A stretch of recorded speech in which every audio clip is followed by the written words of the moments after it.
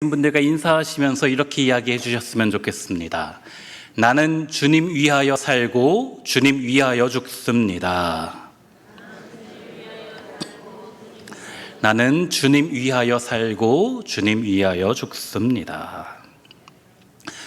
라틴어에, 로마 사람들이 쓰는 라틴어에 메멘토 모리라는 말이 있지요. 그 뜻은 죽음을 기억하라 라는 의미입니다. 로마 시대 때 전쟁에서 승리하고 돌아오는 개선 장군이 이제 입성하게 될 때에 사람들이 이 말을 그 장군에게 외친다라는 거예요. 지금은 네가 많은 사람을 죽이고 승리해서 돌아오지만 언젠가 네가 패배하고 죽는 날이 오게 될 것이다. 죽음을 기억하며 살아가라 라는 의미입니다. 우리도 죽음에 대해서 한 번쯤은 자주 생각을 해야 된다. 저는 그렇게 봅니다.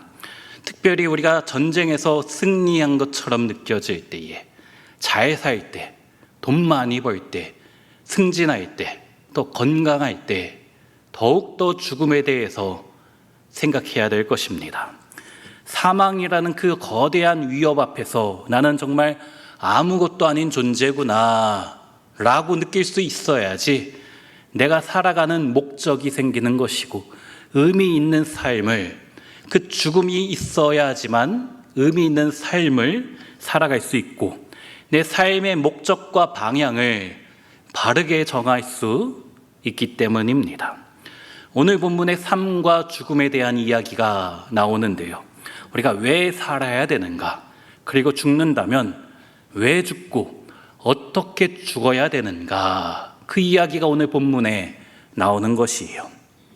그냥 나이 먹어서 자연스럽게 돌아가시는 것이 아니고 목적 있는 삶을 살다가 죽으면 언젠가 때가 되어 주님께서 부르실 때에 주님 앞에서 더 칭찬받는 죽음이 될 수 있는 것입니다.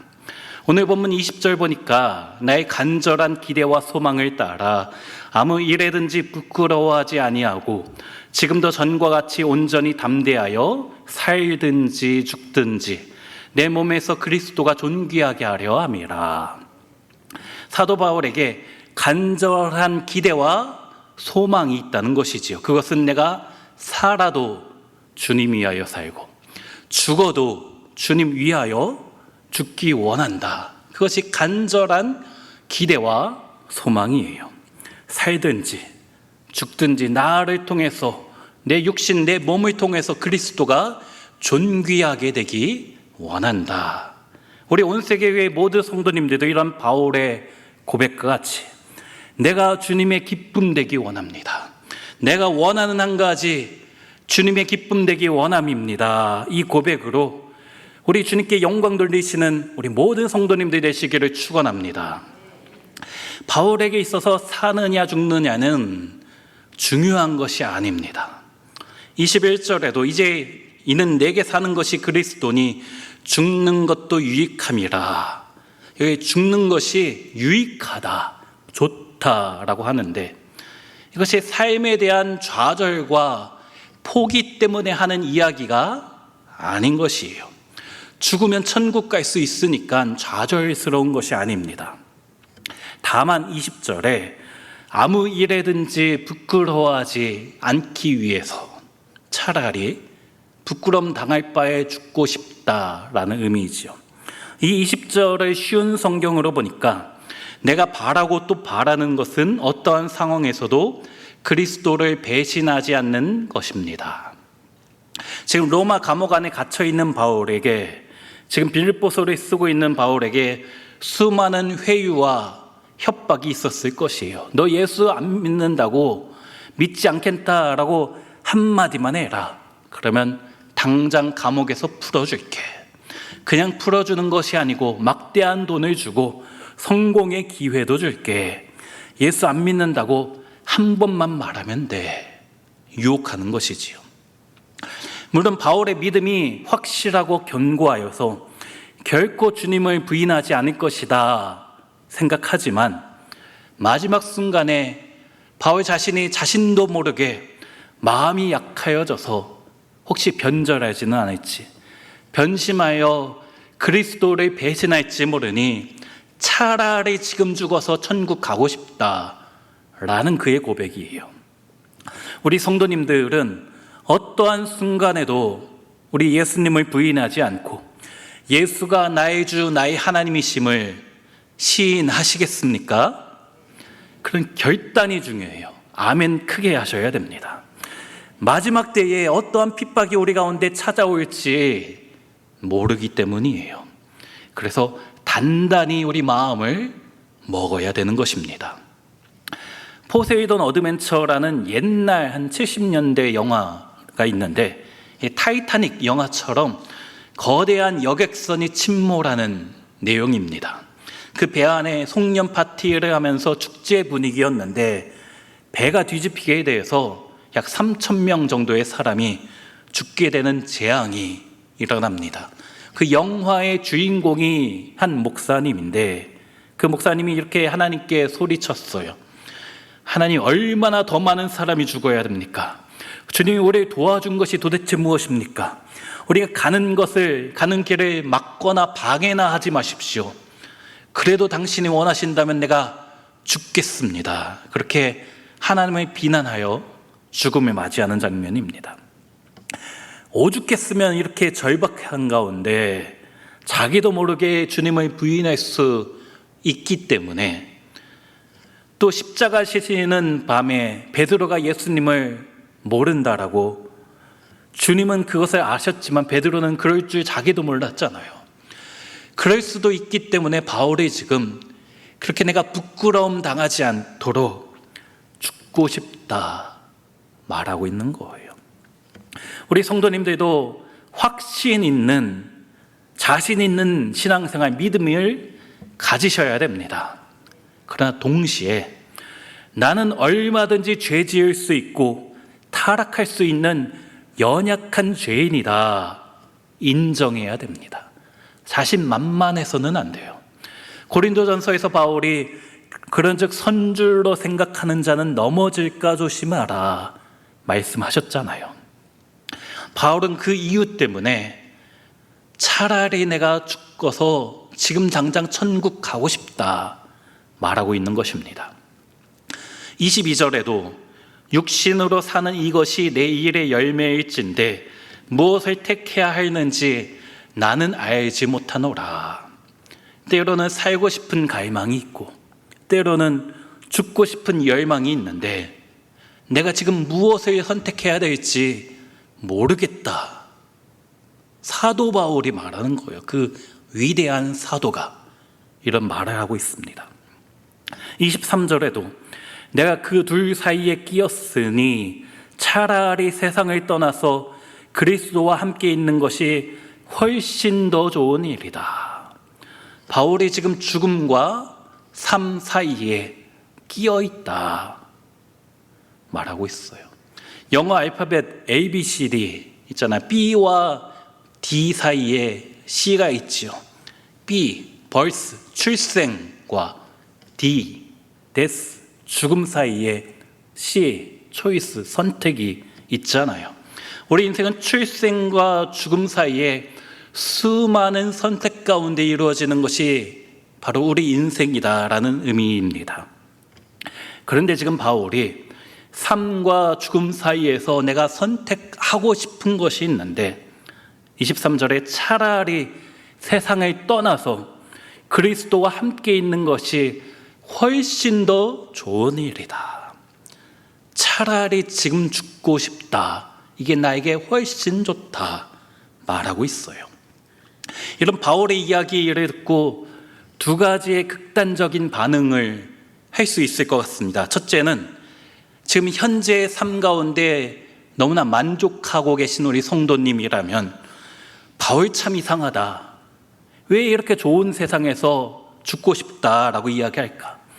재미있는 거 많고 즐거운 삶에 즐길 것도 많고 가진 것도 넉넉하고 또 자녀들도 속썩이지 않고 건강하고, 그런데 왜 죽고 싶다고 할까? 이해가 되지 않을 거예요. 지금 사는 것이 너무나 좋으니까 천국 가고 싶지가 않은 거지요. 주님 잠시만요. 아직 지금은 주님 오시면 안 됩니다. 말할 수밖에 없지요. 또 다른 극단적인 반응은 현재 고난 가운데 처해 있는데 너무나 괴로워서 도저히 견딜 수 없을 것 같아서 너무 힘들어 우울증 가운데 계신 분들은 나도 바울처럼 차라리 죽고 싶다 생각할 수 있을 거예요. 마라나타 아멘 주 예수여 어서 오시옵소서.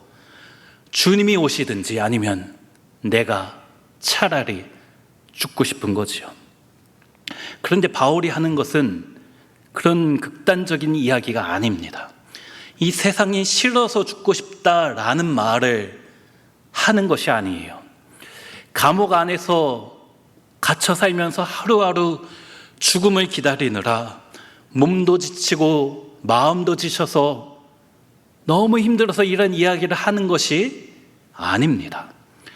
천국이 너무나 영광스러운 곳이니까 그래서 가고 싶다라는 의미이고, 내가 이 땅에서 순간순간 죄 지을지도 모르니까 죄 짓는 것보다 속히 영광의 모습으로 변화되어 주님 품에 안기고 싶다라는 간절한 열망입니다. 바울이 죽고 싶다는 이야기를 왜 하는지 이해해야 돼요. 그렇지 않고 그냥 나도 그냥 문자 그대로 죽고 싶다라고 하시면 참 곤란합니다. 현재의 아픔 때문에, 당장의 고통스러운 문제 때문에 극단적인 선택을 하는 것은 결코 용납되지 못하는 일이에요. 아까 우리 찬양했잖아요. 내 삶은 주의 것, 내 생명도 주의 것. 근데 내 마음대로 극단적인 선택하는 것은 죄라는 것이지요. 작년 겨울이었나 올해 초 겨울이었나 정확히 기억이 안 나는데 우리 저쪽 본당에서 예배 드렸을 때였어요. 한 12월 아니면 1월이었는데 제가 이제 금요 예배 설교 마치고 교육자실에 들어가 앉아 있는데 우리 김문기 목사님이 와서 한 가지 이야기해 주셨어요. 어떤 청년이, 저는 그 청년이 누군지 모르는데 우리 김 목사님이 아시는 청년이 너무 힘들어서 자살을 하려고 결심을 했다가 마지막으로 예배 한번 드리고 뛰어내려야지 그런 마음으로 예배에 참여했대요. 그런데 그날 은혜가 임한 것입니다. 그래서 마음을 고쳐먹었다는 이야기를 그 청년이 김 목사님한테 하시고 또 목사님이 저한테 이야기해 주셨습니다. 혹시 지금 이 자리에 그런 분이 안 계시겠지만 조금이라도 그런 마음을 먹으신 분이 없으시겠죠. 내가 이렇게 살 바에 차라리 세상 떠나겠다. 하나님 주시는 마음이 아니니 당장 고쳐 먹으셔야 될 줄로 믿습니다. 그렇다고 해서 제가 자살하면 지옥 간다 라는 말을 하고 싶은 것은 아니에요. 자살하면 지옥 간다 라는 말은 약간 문제가 있는 말입니다. 우리 성도님들 주위에 혹시 자살하신 분이 있을지는 모르겠어요. 저는 제가 아는 어느 교회 어느 성도님이 코로나 기간에 우울증으로 이제 뛰어내리셨거든요. 그런 분을 지옥 갔다라고 쉽게 정죄하고 판단해서는 안 됩니다.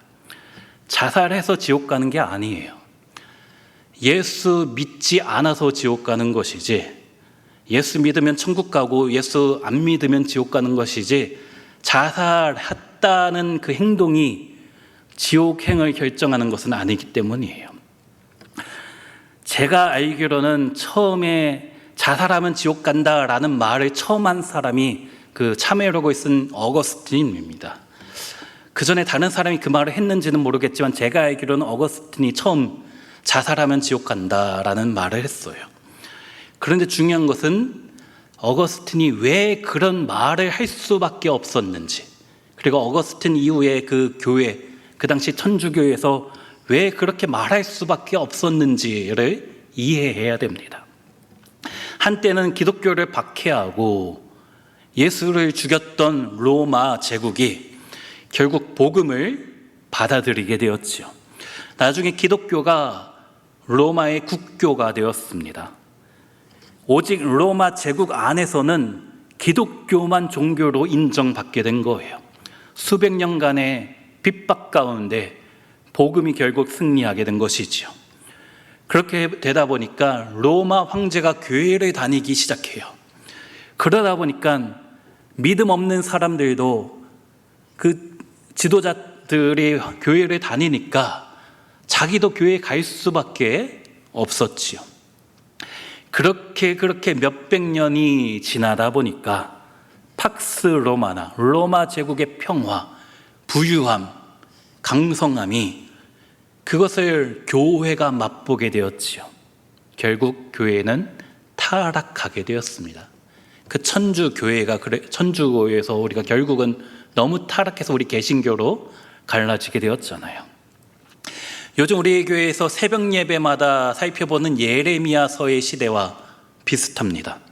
하나님 잘 믿어서 약속의 땅, 젖과 꿀이 흐르는 가나안 땅에 들어가서 축복받아 번성하게 되었는데 그 축복에 취하게 되어서 정작 축복을 주시는 하나님은 잊어버리게 되었지요. 그래서 하나님이 바벨론을 통하여서 하나님의 백성 이스라엘을 심판하셨습니다. 그때 예레미야를 통해서 하나님이 하신 말씀이 어제 새벽 본문이었던 예레미야 29장인데 죽지 말고 번성하라. 절대 죽지 말고 어떻게든 살아남으라 였습니다. 삶을 포기하지 말고 절망 가운데 바벨론 포로 생활 가운데 좌절하지 말고 어떻게든 버티다 살아남으면 하나님이 반드시 회복시켜 주시는 은혜의 날이 있다 말씀하신 거예요. 그 예레미야서의 시대와 어거스틴의 시대가 똑같습니다. 교회가 축복을 맛보다가 신앙이 변질되었어요. 정교 분리가 아니라 교회가 국가를 지배하기 시작했습니다. 그렇게 타락하다 보니까 권력욕을 맛보다 보니까 타락하게 되었고 종교적인 행위는 있었는데 예배라는 행위는 있었는데 마음이 하나님으로부터 멀어진 것이에요. 그러다 보니까 하나님께서 야만인을 통하여서 고트족을 통하여서 로마 제국, 기독교 국가였던 로마 제국을 멸망시키셨습니다. 그러자 그 어거스틴 당시의 사람들이 우리가 저 고트족이나 훈족 같은 예수 믿지 않는 사람들 또 저 무식한 야만인들에게 수치를 당할 바에 차라리 자살하겠다. 그래서 죽은 사람이 너무나 많았던 거예요. 그 시대에 어거스틴이 하나님의 도성이란 책을 쓰면서 로마라는 인간이 세운 기독교 국가는 멸망할 수 있지만 하나님 나라는 영원하다. 그러니 삶을 포기하지 말고 어떻게든 끝까지 살아남아라. 자살은 죄니까 죽지 말고 어떻게든 회개하고 주님께서 회복시켜 주실 그 날을 기대하며 살아야 된다 이야기한 거예요. 그 당시에 분위기가 너무나 힘들었기 때문에 조금 강하게 이야기하다 보니까 자살하면 지옥 간다라고 말할 수밖에 없었습니다. 저는 조심스럽게 이야기하는 이유는 혹시 딴 생각하실까 봐. 자살했다고 지옥 가지 않습니다. 예수 믿으면 천국이고 예수 안 믿으면 지옥 가는 거예요. 자살이라는 인간의 행동이 그 결과를 좌우하지 않습니다. 우울증 같은 질병 때문에 어쩔 수 없이 죽을 수 있는 것이지 그것이 예수 믿고 안 믿고를 결정하지 않는 거예요. 이 이야기를 듣고 목사님이 자살한다고 지옥 가는 건 아니라고 했네? 그럼 지금 당장 내 삶이 힘드니까 그래도 되겠구나라는 이상한 생각하시면 안 돼요. 제가 말하는 의미를 잘 아셔야 돼요. 그렇게 이상한 논리로 접근하니까는 어거스틴이 차라리 자살하면 지옥 간다라고 해야 되겠다 그래서 그런 말을 한 거예요. 때로 우리 성도님들 가운데 고통스러운 이 세상, 차라리 세상 떠나서 천국 가고 싶다, 나쁜 마음이 들 때가 있습니다. 너무 힘들면 충분히 그런 생각 한 번쯤 할 수도 있어요. 저도 초등학교 4학년 때 그런 생각을 했었거든요. 그때 제가 안 떨어진 게 사실은 옥상에서 무서워서 그냥 내려왔는데, 그래서 다행이었죠. 그랬죠. 하나님께서 원하시지 않는 일이라는 거예요. 이 말이 자살하면 지옥 간다는 의미는 아니지만 제가 말하는 의미를 아시겠지요. 어떻게든 살아남아야 된다. 너무 힘들지만, 너무 고통스럽지만, 욥처럼 죽고 싶지만 버티다 보면 하나님께서 은혜 주셔서 바벨론 포로 생활 가운데 돌아오게 하실 때가 있고, 너희 가운데 은혜가 회복될 때가 있다. 온 세계 교회 성도들아, 지금은 너무나 괴로워서 딴 마음 먹을 수도 있지만, 그러나 하나님의 은혜의 때는 반드시 있다. 고난 가운데 있는 우리 성도님들에게 하시는 주님의 말씀입니다. 그런데 바울이 지금 하는 이야기는 그런 아픔과 고통 때문에 하는 이야기가 아니라는 거예요. 그렇게 죽고 싶다라는 이야기는 아닙니다. 다만 나는 주님 위하여 살고, 나는 주님 위하여 죽겠습니다 하는 거예요. 의미 없이 죽는 이야기가 아닙니다. 주님 위하여 죽는 것만 주님께서 인정해 주시고 주님이 기뻐하신 일입니다. 그러면 바울이 말한 주님 위하여 살고 주님 위하여 죽는다는 것이 어떻게 표현되는가? 22절에 그러나 만일 육신으로 사는 이것이 내 일의 열매일진데 무엇을 택해야 하는지 나는 알지 못하노라. 사는 것과 죽는 것 중에 내가 무엇을 택해야 될지 모르겠다. 사실 모르겠다라는 표현이지만 은근히 바울은 지금 죽고 싶다, 그런 의미로 이 서신을 썼습니다.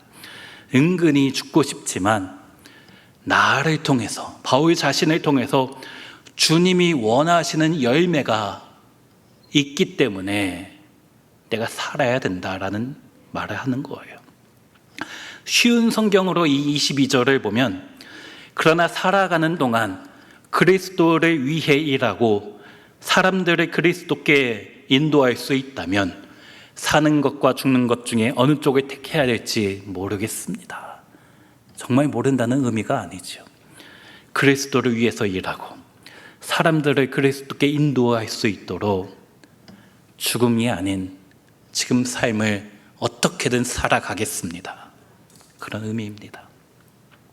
차라리 죽고 싶지만, 그것이 나 자신을 위해서는 유익하겠지만 나는 여전히 복음을 전해야 되기 때문에 많은 사람을 그리스도께 인도해야 되는 그런 열매를 맺어야 되기 때문에 내가 힘들지만 어떻게든 살아보겠다.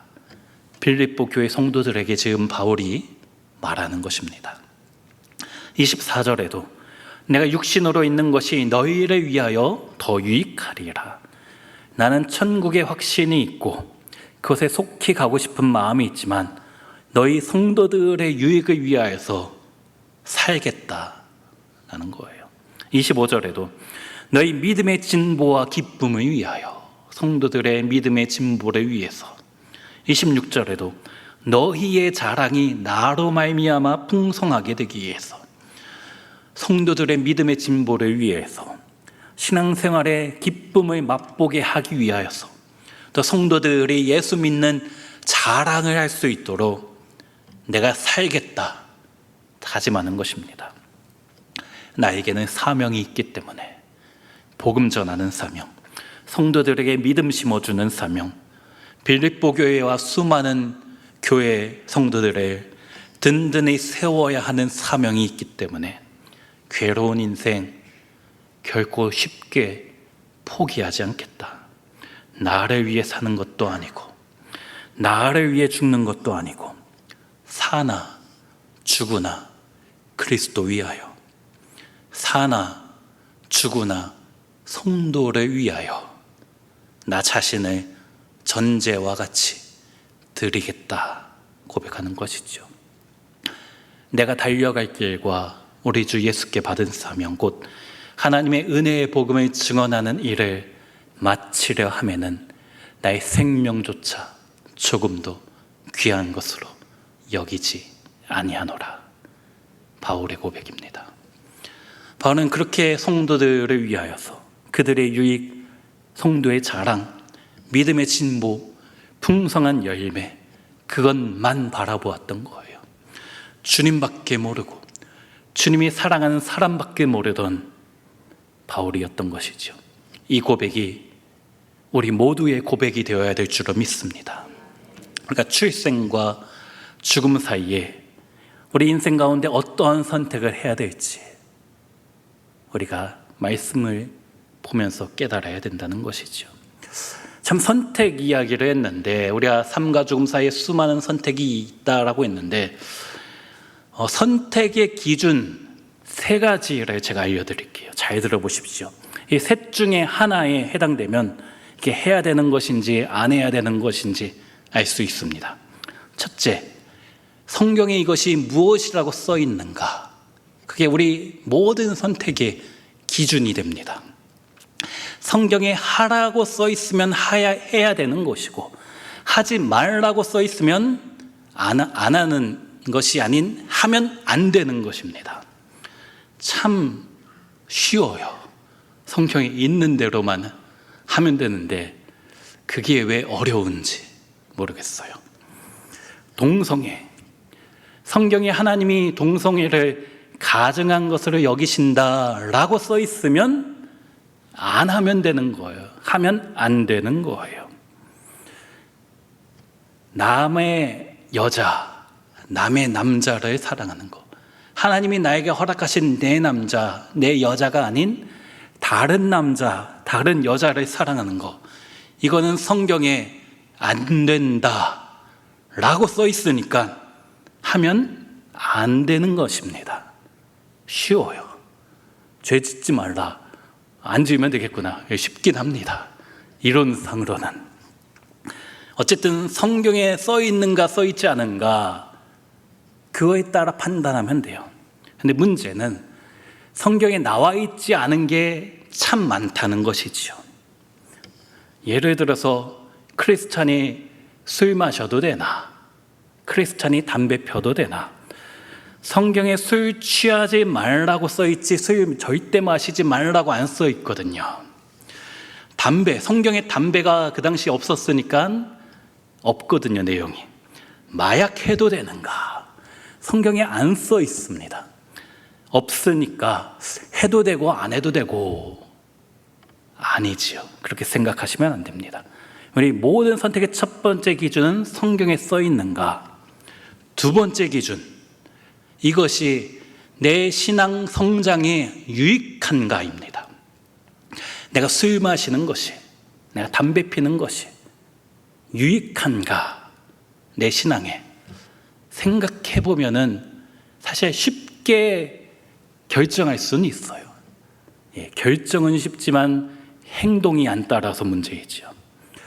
그렇다고 그 결정조차도 못 하시면은 내가 내 마음대로 살아가겠다라고 판단하시면은 약간 신앙 양심이 조금 문제가 있는 것입니다. 2가지 기준 이야기했어요. 그리고 중요한 3번째 기준입니다. 이것이 다른 성도에게 덕이 되는가? 성경에 써 있는가? 나의 신앙 성장에 유익한가? 다른 성도에게 덕이 되는가? 이것이 우리 가치 판단의 기준이 되어야 됩니다. 바울이 고린도전서에서 아디아포라의 문제를 이야기했습니다. 본질이 아닌 비본질적인 것, 해도 되는 것과 안 해도 되는 것 중에 어떻게 판단할 것인가? 그때 바울은 다른 성도의 유익을 추구했습니다. 우상의 제물에 바쳐졌다 나온 고기를 먹어도 되는가? 바울에게는 우상은 아무것도 아니었거든요. 아무 능력도 없고 신도 아니고 가짜고. 그래서 바울에게 있어서 우상에게 바쳐졌던 제물의 고기, 먹어도 아무 문제 없다. 그의 믿음으로는 그랬습니다. 또 초대교회 성도들이 가난해서 먹을 것이 없었기 때문에 그 고기들을 우리 교회 성도들이 좀 먹었으면 좋겠다라는 바울의 마음이 있었어요. 하지만 그의 선택 기준은 나는 아무것도 아닌 별 쓸데없는 문제라고 생각하지만 혹시 내가 그것을 먹었을 때에 누군가가 낙심하여 시험 들지 않을까, 그래서 나는 먹지 않겠다라고 판단한 것입니다. 세 가지, 성경에 무엇이라고 써 있는가, 이것이 내 신앙 성장에 유익한가, 다른 성도들에게 덕이 되는가, 이 세 가지를 생각하면 우리 인생의 선택 가운데 대부분의 중요한 문제는 바르게 판단할 수 있습니다. 여기에 해당되지 않는 문제들은 저한테 물으시면 안 돼요. 이제 알아서 하셔야 됩니다. 이래도 되고 저래도 되는 거거든요. 예를 들어서 진학 시즌인데 이 학교 진학할까요? 지원할까요? 아니면 저 학교 지원할까요? 자꾸 목사님들한테 이런 거 묻지 마셔요. 혹시 저한테 물어서 제가 그 학교 넣으라고 했다가 떨어지면은 저한테 뭐라고 하실 거잖아요. 저는 제 경험상 대학교를 다 떨어지니까는 결국 목사가 되는 하나님의 은혜가 있었지만, 성도님들 중에 이 학교 넣으라고 했다가 떨어져서 크게 보면 하나님이 다 계획 가운데 있지만은 당장 목사 뭐라고 할 거잖아요. 그런 거는 묻지 마셔요. 이래도 되고 뭐 저래도 되는 거, 그런 게 아니라면요, 성경에 써 있거든지 나의 신앙 성장에 다른 성도들의 덕이 되는 문제가 아니라면 알아서 하세요. 큰 틀 안에서 주님이 어떻게든 인도하시기 때문입니다. 그 외에 중요한 것은 제가 말한 기준들 생각하시면 돼요. 그 기준들을 생각하면서 제가 가장 좋아하는 말 중에 어거스틴이 했던 참 좋아하는 문장이 있습니다.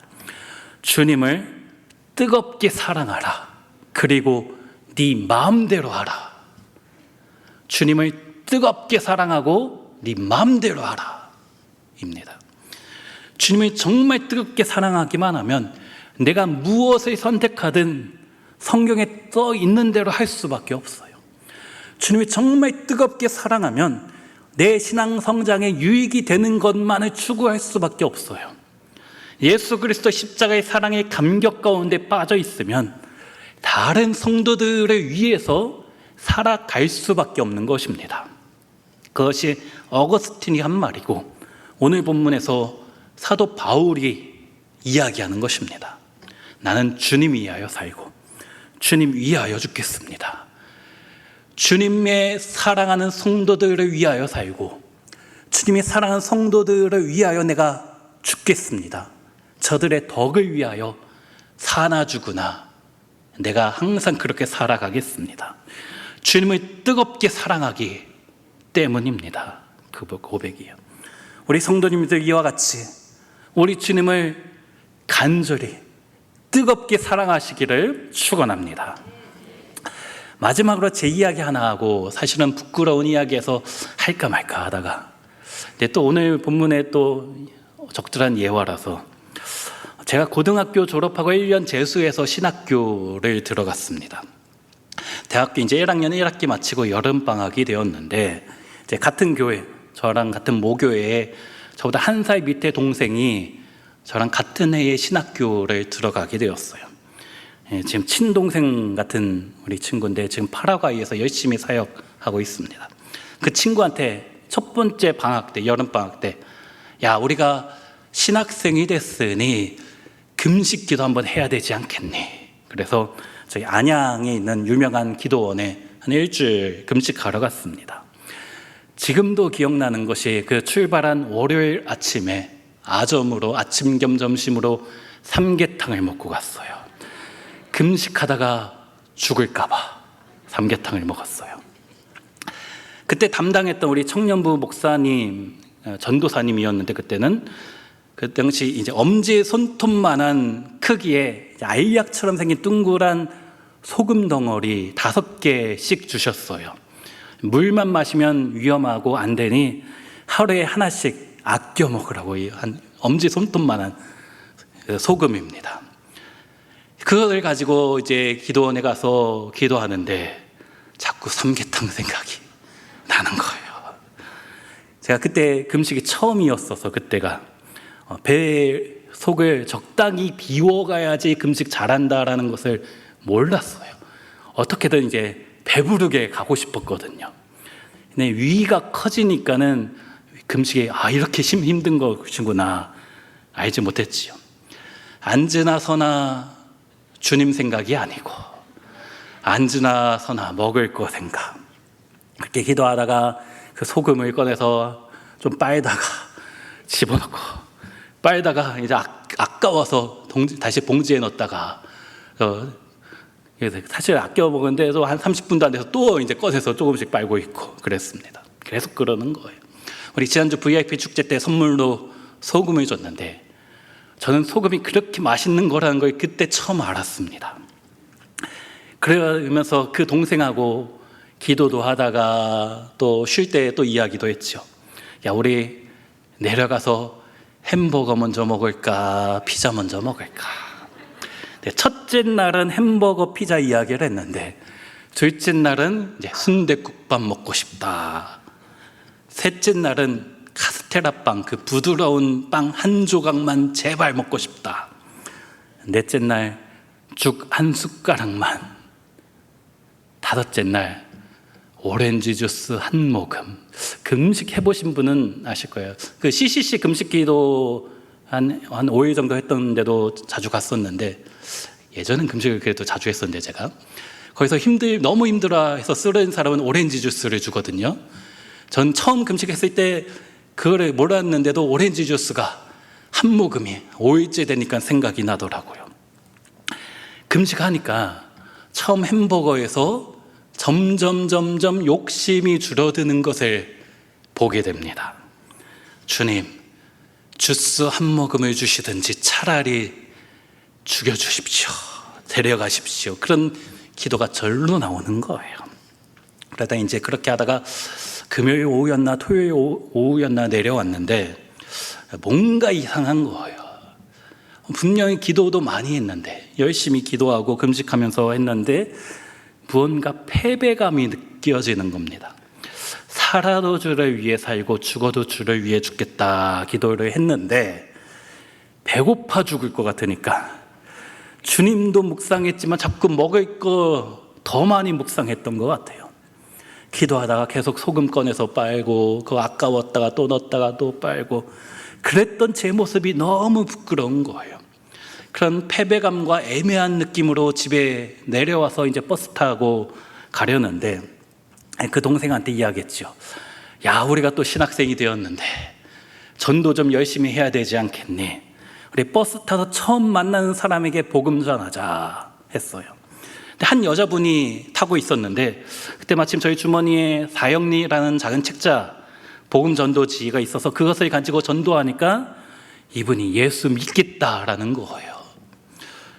갑자기 제 안에 기쁨이 물밀듯 몰려오는데 어느 순간 배고프다는 생각이 쑥 사라지고 마는 것입니다. 내가 배고파 죽겠다, 내가 지금 살아있는 거냐 죽어 있는 거냐 하다가 복음 전하고 그것을 받아들이겠다라고 하니까 살든지 죽든지 그건 중요하지 않더라고요.